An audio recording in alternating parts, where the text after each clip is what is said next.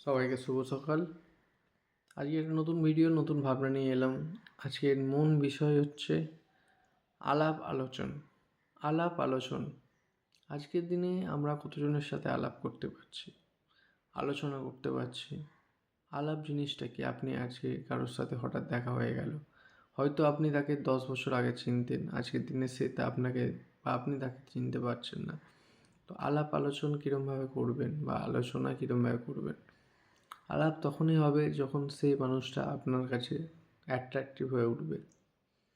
Attractive মানে সে আপনার কথায় কিছু মনে করবে না, কথাটা মেনে নেবে, তাতে একটা আলাপ বাড়বে। আগে থেকে যেহেতু চেনে, নতুন করে আলাপ করানো মানে নতুনভাবে চিনলো আপনাকে।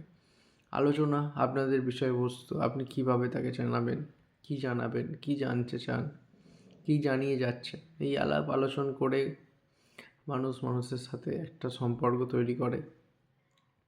তো যেমন এখন আমি আপনার সাথে আলাপ আলোচনা করছি, আপনি আমার কথাটা শুনছেন এবং শুনে এটাই আলাপ আলোচনা যে আপনি আমার কথাটা কতটা মেনে নিচ্ছেন।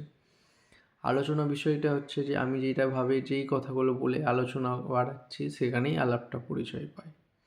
তো আজকের দিনে এইটুকুই ছিল, এইটুকুই বলবো যে আলাপ বাড়াতে থাকুন, আলোচনা করতে থাকুন, কোনো মতভেদ রাখবেন না, যা রাখবেন সেটা পজিটিভ রাখবেন। ধন্যবাদ সবাইকে।